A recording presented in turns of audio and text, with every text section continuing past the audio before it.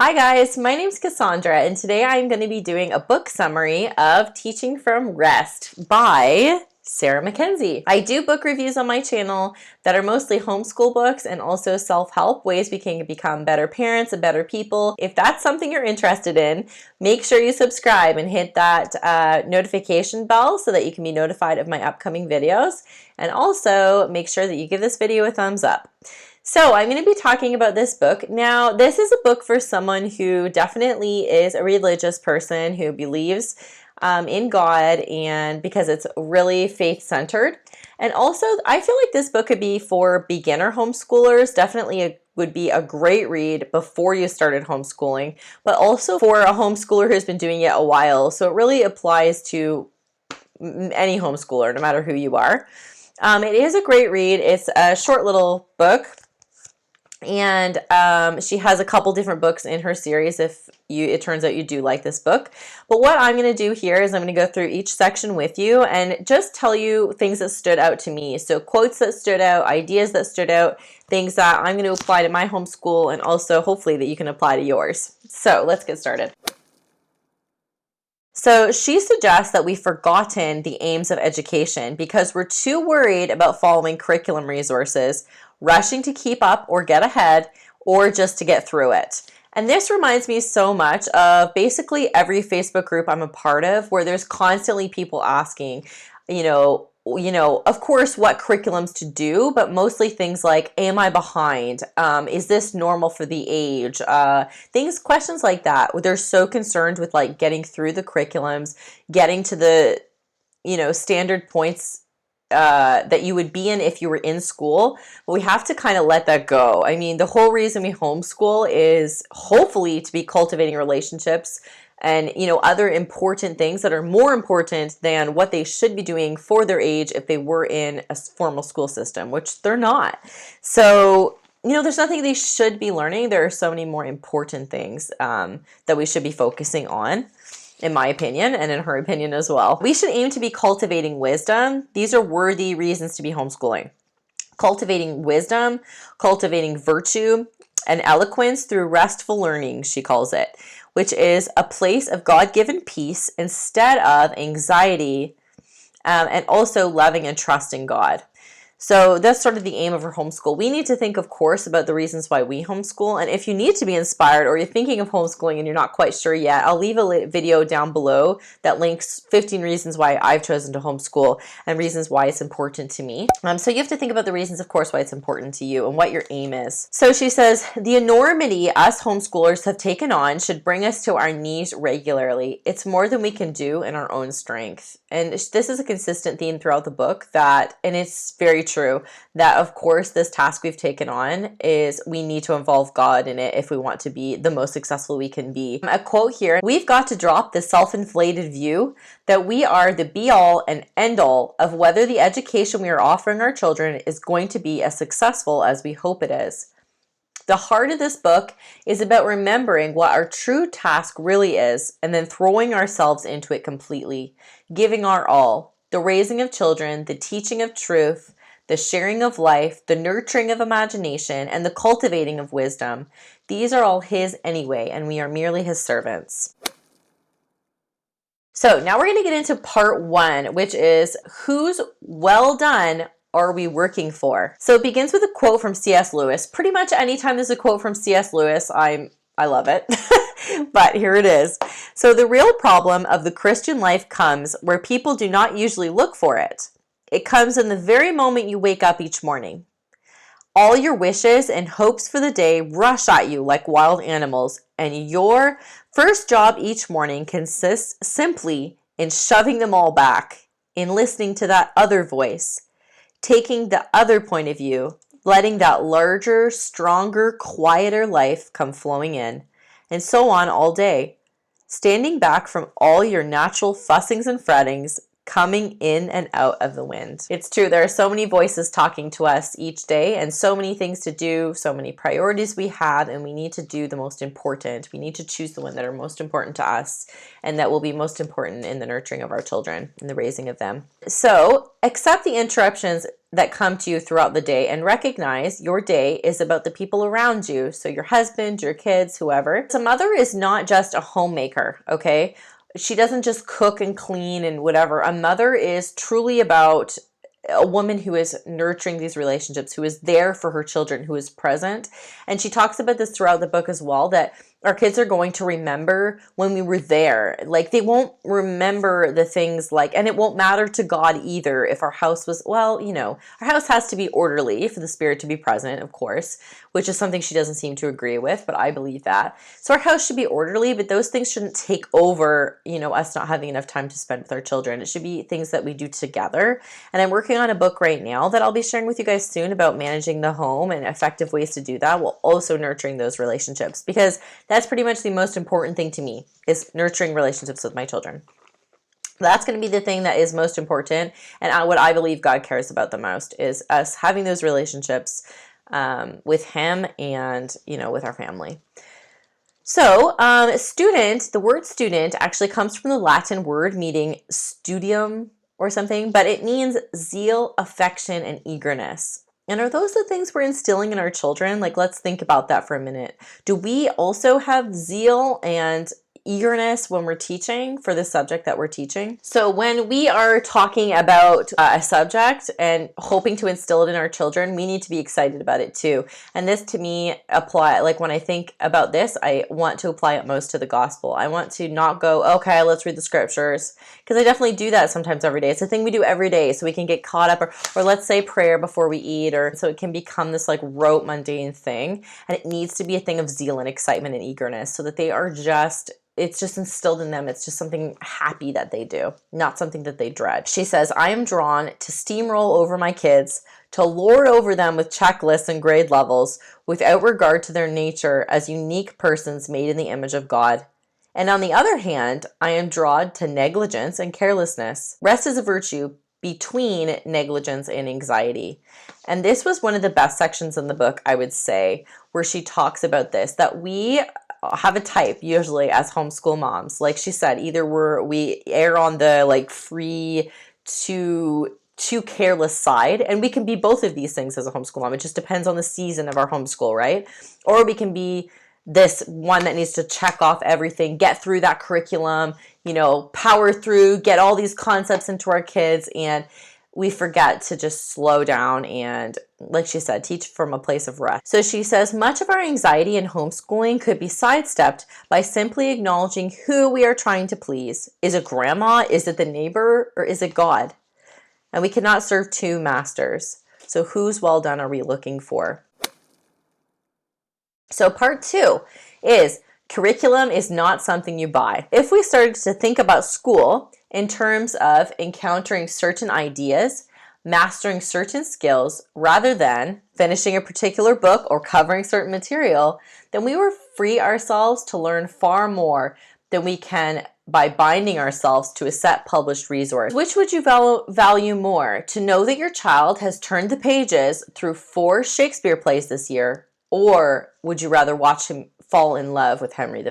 There's a hard truth that we might as well get used to, that much of the best learning cannot be proven, measured, or easily demonstrated. And isn't that so true? This is something I struggle with because my husband is not quite on board. Like, he is supportive of me, and he tells me basically that is the reason he sees my passion. That is the reason he sort of allows our family to do it. And he also believes that basically public school, like anybody could teach, you know, the concepts don't get too difficult, but he does talk about putting our kids in school when they're in high school and things like that. But yeah, he would throw them in tomorrow if I said I wanted to. And so it's me that sort of holds down the fort around here on the homeschool train. And so to me, it's difficult for me not to have them perform for him, to not show him, look at all these things they're learning and doing. I have a hard time sometimes just treasuring those joys and those things that like I can see that they're learning that I won't be able to demonstrate to him. And I mean, there's so many things we miss, of course. Those seeds we're planting that will flourish into other things later on. But I think this is something probably a lot of people struggle with. And we do need to realize that God sees all. He is the one that is measuring this, like he's the one we need to please. Again, back to that last chapter. So just to accept it, I guess, and do our best. So, okay, so there's a story I wanted to share with you directly out of the book about her husband's backpacking trip. This is so funny. So she talks about lightening our load and not overcomplicating things, which if you struggle with, then this is for you. So listen up. So she says, my husband enjoys backpacking in the wilderness. The first few times he went, he packed up his backpack like any other ordinary hiker and set out for his weekend with everything he thought he might want or need for his journey. He made a list, gathered up supplies, and laid them upon the dining room table to make sure he had everything he needed before packing them onto his backpack. Once loaded, the pack would easily weigh 60 pounds or more, but he knew it would be heavy. And it was the beginning of the trail, and enthusiasm was running high, so he hoisted the pack onto his back and set out. A mile in, the pack didn't feel like 60 pounds anymore. It felt more like 200 pounds. The straps digging into his shoulders, he would slow to a creeping pace. Struggling to enjoy himself, he often wanted to quit. Sometimes he chucked non-essentials into the fire the night before, packing up to leave a camp. After all, every ounce matters when blisters on your feet are aching and shoulders are sore. These days, he doesn't do traditional backpacking. Now he does something called ultralight backpacking. The difference? Only what is absolutely essential goes into the backpack. Every ounce is carefully considered, meticulously measured. No extra water. Water can be filtered from sources along the trail or snacks. Calculations are made beforehand so that the hiker knows exactly what he will need. Ultralight backpackers even go so far as to cut their plastic toothbrushes in half. The small bit of plastic weighs almost nothing, but every ounce matters. Ounces add up to pounds, and pounds add up to the misery on the journey. If a hiker wants to enjoy the journey itself, get to its destination, and do more than sprawl flat on his back, panting for breath and feeling like he can't take another step, he simply can't bring any extra weight. What implication does this have for homeschool moms? Are you loading your backpack at the beginning of each new year with everything you think you might need or want for your journey? Or have you pared back? I assure you that by February, a mile into your trail, if your pack is weighed down by non-essentials, you'll feel as though you want to quit. The only way to combat this is to make sure you aren't carrying too heavy a load in the first place. So when we don't do this, our education becomes a series of check boxes and canned activities in our efforts to prove that learning is happening when even though it isn't. So like she said, sometimes, yeah, we got through that curriculum this year, woo, but are the children really learning? Are they excited? Are they really retaining it? She talks a lot about those check boxes, and I think this probably applies to a lot of moms. I know I'm a checkbox mom, and so we need to sort of get that idea out of our heads if we can. Oh, this was so good. She says, I like to picture my child 20 years down the road, imagining that their friends are asking them what being homeschooled was like. Which words, phrases, or sentences do I want my child to use when they answer this? For me, I want them to say it was fun, which doesn't seem like an important thing, but for me it is. I want them to have fun every day and to enjoy their lives. I want them to feel joy, and of course, I want them to feel like our relationships were strengthened.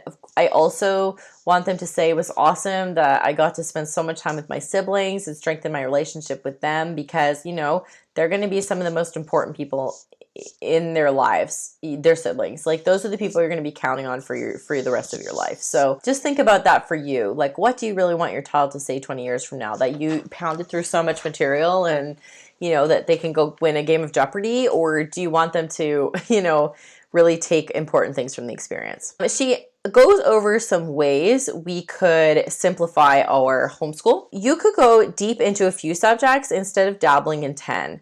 So, well, I've already talked about that in this video, but that's how I felt like school was just like we glossed over everything and didn't really go deep into anything. And she talks about this great idea for geography. She says she just gives her kids a blank map, asks them to label 5 countries and 3 bodies of water, and gives them an atlas. Like, that's geography for the day. Which, like, I was like, that's brilliant.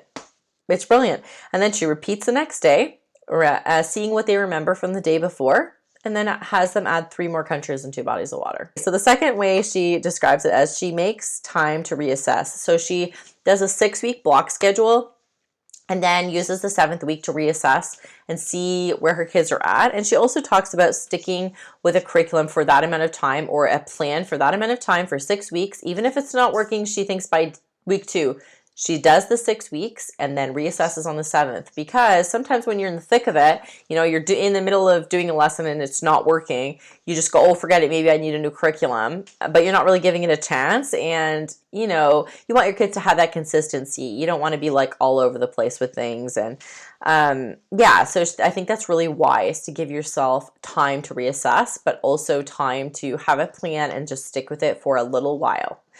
6 weeks is not going to kill them. I love her idea of morning time. So morning basket, if you don't know what a morning basket is, Pam Barnhill is a great resource for what morning basket time is, but it's basically time for things that you can't fit in your regular curriculum, the things that are just beautiful things that you don't want your children to miss out on. So like art appreciation, you know, composer study, poetry, you know, Bible time I do in there, you know, all sorts of things. So, but she does it after the basics. So morning time is usually done in the morning, but she does it after, and she does it after, she says, to have a nice change of pace for things. They've done the basics. She does it sort of like a tea time style. She calls it symposium. And it's for, she says, for drinking and for intellectual conversation. That's what the word symposium means. But I love that, to sort of change up the pace to end on those beautiful notes, you know, end your homeschool day on that. So I love that. I think I might implement that myself. So now we're into part 3. Bear with me, guys. We're on to part 3, and it's be who you are. So she says to create an environment in which you thrive. You, the mom, thrive. If you aren't a salt dough or a crafty kind of mom, use your strengths to create a great learning environment. What is true about you? And she writes a big list of what's true about her. So she says things like, I have the most energy in the morning, little in the afternoon. So chores should be in the morning. You know, your routine, core things maybe should be in the morning if that's you. That is certainly me. I am most productive in the morning. She says she loves to read aloud. She loves to watch them create. And so she uses all these things that are true about her to create an environment in which her children can thrive. It doesn't mean that it specifies, and I think this is important, it doesn't mean that you are who you are and you can't change. Of course, we should always be striving to be better people and to grow and to stretch appropriately. But she says, I became a peaceful and happy homeschool mom when I learned to be content with my own preferences and no longer strove to be like the woman whose strengths are different from my own. And that is so important. You know, you see so many things on like Facebook groups or Pinterest or whatever, and you think, or you watch videos of other homeschool moms and you think, that's how I should be more like them, and you know, their children are getting so much richer of an education or whatever, but it's just not the case. And you were given to your children, like they were given to you, for a reason. Like God knows what is best for us and what is best for them, and he knows who we are, and he knows what we can bring to them. And especially when you feel like he has had a role in calling you to be a homeschool mom. I've heard a lot of moms say that, like, I feel like I've been called of God to be a homeschool mom. Then of course, you know, you have everything you need. You know, he's going to give you what you don't have. It's going to be exactly what your children need. So, you know, there's no need to worry. If you want your kids to practice deep thinking and contemplate big ideas and relish truth and beauty as they go about their learning, perhaps we should make a habit of that ourselves. I died at that. I thought, I spend so much time thinking about them and, you know, developing what I want them to learn. And, you know, I really want them to be big readers. So I picked a curriculum that for next year, you know, that revolves around reading. And that's so important to me. And I love reading, but thought to myself, how much do I seriously sit down and read? How much do I talk to them about big ideas? You know, actually, I do that a lot more than I do reading. I'll just take reading, for example. Like, when was my last book review, guys? That is literally the last book I read. Like, it's so bad. So, well, that's not true. Okay, I read one in between. But point is, I'm not sitting there modeling it. I'm not sitting there on the couch reading. when they are playing or whatever. I am now that I've read this book and I'm now focusing on it. And I sort of made the decision when I picked up this book that that was something I'm going to start doing. But yeah, that just hit home for me. Like, we need to be modeling the things that we want them to do and be. So I love how she describes our Sabbath day. This is just sort of a random thing, but this really hit home to me. She said, resting is not doing nothing, but it's the work of praising, the work of feasting, the work of serving. Resting is not the opposite of work, but it's just work of a different order. So she says, but also it doesn't mean, do nothing. She said the Lord the Lord labored before he rested. So we need to, and this again can apply to your like individual homeschool day. Like, do the work hard in the morning, do the chores, do the stuff, and then rest. Do that tea time, that beautiful resting, learning of a different sort, Yeah, that was awesome. I'm going to read you one more quote, and it's, of course, again, by C.S. Lewis. And it's just at the top of the page there. So she says, it's a serious thing to live in a society of possible gods and goddesses, to remember that the dullest, most uninteresting person you talk to one day may be the creature which, if you saw it now, you would be strongly tempted to worship, or else a horror and a corruption such as you now meet, if at all only in a nightmare. All day long, we are in some degree helping each other to one or the other of these destinations. It is in the light of these overwhelming possibilities, it is with the awe and the circumspection proper to them, that we should conduct all of our dealings with one another, all friendships, all loves, all play, all politics. There are no ordinary people. You have never talked to a mere mortal. So our children are completely precious. They have the ability to become gods one day. I believe that.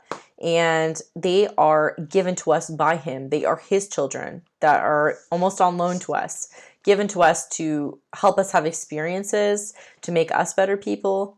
Also just, an organizational thing. I mean, these are gifts from God. And when we make a mistake with them, which we undoubtedly do, she says just simply repent.